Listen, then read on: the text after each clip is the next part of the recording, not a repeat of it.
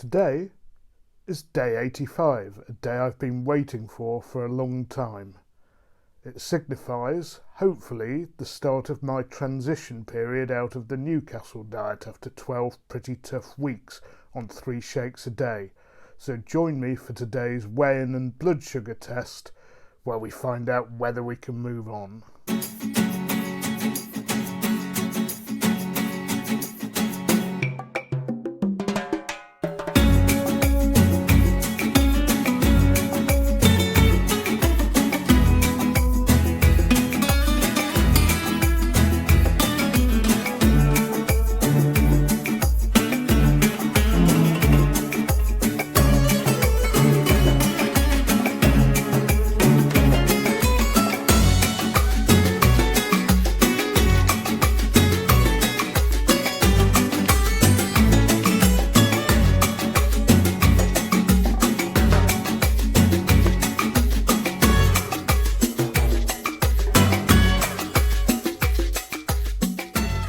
So back in those dark days last autumn and throughout the winter, I'd planned to do this diet for a while. After my 50th birthday, I'd promised myself that I'd do something like this.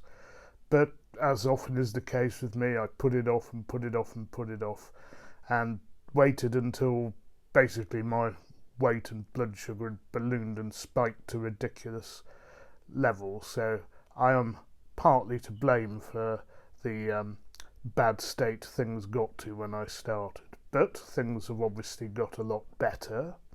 The target that I'm hoping for is to break 110 kilos, because then I will have unquestionably lost 20 kilos over the 12 weeks, and if you count the 2 low carb weeks I did first, it's probably about 24 if I land on exactly 110 kilos.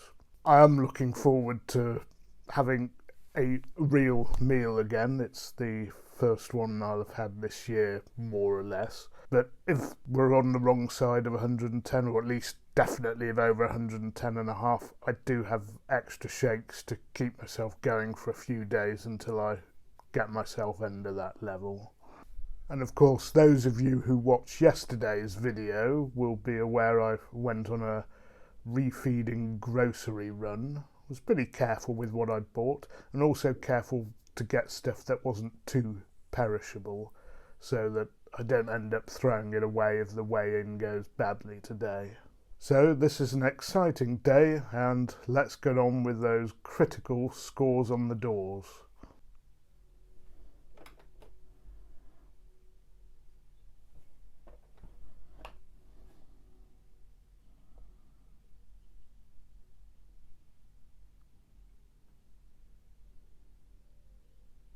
$108.3. Well, shiver my timbers.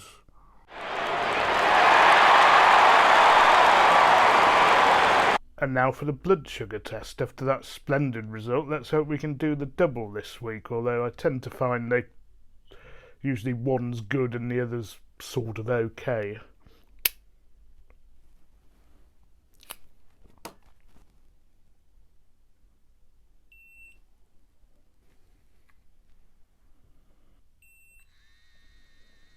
Yeah, that's reasonable as well.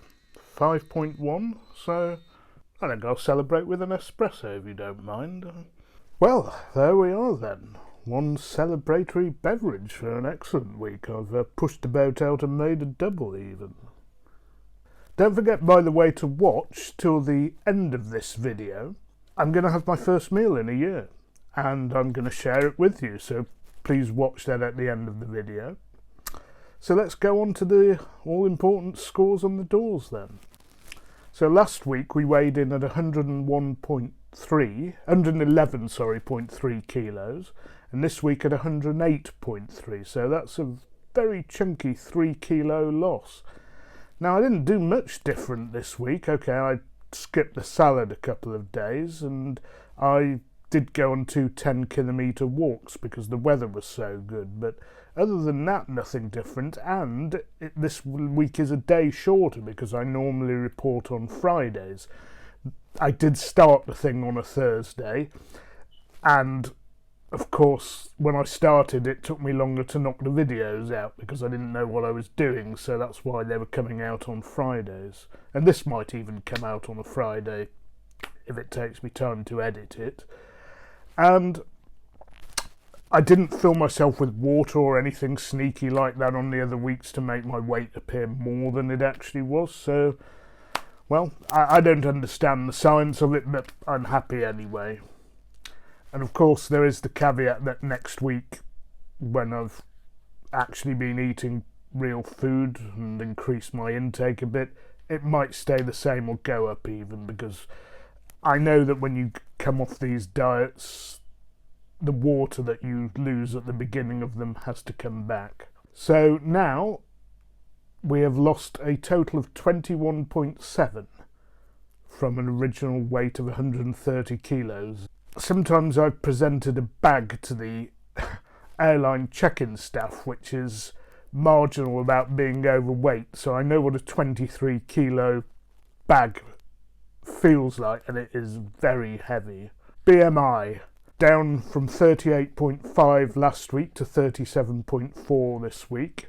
If you remember, it started at 45, so that is quite a significant figure because it is just over the halfway mark from moving from the morbidly obese 45 to edging down to 29.9, which would be the first notch, as it were, out of the obese category and into the merely overweight category.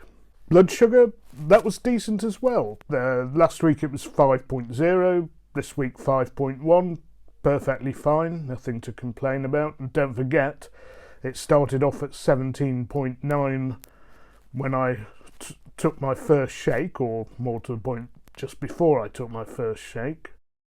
And back in November and December it was horrendous. I wasn't looking at it, and it had got up to 32, which is basically like treacle running through my veins. Very dangerous actually, and who knows what would have happened if I'd have bumped into somebody with COVID back then. So, reasons to be cheerful part 3 or 4, and we move on to the transition part, which is something I must admit I've been looking forward to. So, let's go on and look at what we're going to have to eat now. So, I'm back with you now quite a few hours after the weigh-in. I've had 2 shakes today, as per normal, but now, because of that excellent whey, I have food. I have a regular meal here. So, having literally not eaten all year, I'm going to show you what I've ordered today. Oh, and by the way, I haven't had an alcoholic drink for 100 days now either, so that's some sort of milestone. So, salad I guess needs no introduction. Bindi bhaji, it's curried okra, tandoori mackerel and cauliflower rice. It's quite possible, given I've not eaten for so long, I won't be able to finish it. In fact, it looks quite a big plateful, but the restaurant I ordered from assured me that the mackerel and the bindi was 500 to 600 calories, and I haven't plated it all. I'm probably going to throw it away, so I'm not tempted. So, let's give it a taste. Now, I've never had this cauliflower rice before, so this is going to be new for me. So we all know what salad tastes like, but I'm going to have a little bit of the fish. The oily fish are always the best ones. Now, actually that's not bad at all, the cauliflower rice. I must say, whilst obviously normal rice has a better taste, there's not actually that much in it. And when I mix it with the bindi, it's quite a decent combination. Quite spicy as well. I asked for it spicy, and it's from a trusted local restaurant, the Great Kathmandu, so I have no reason to disbelieve them, and they don't add sugar to these things. Since this is not really a food vlog, I'm going to love you and leave you. I'm going to enjoy my dinner and remind you, what will it be? Can't beat a bit of mackerel? No, you can't beat a bit of mutton.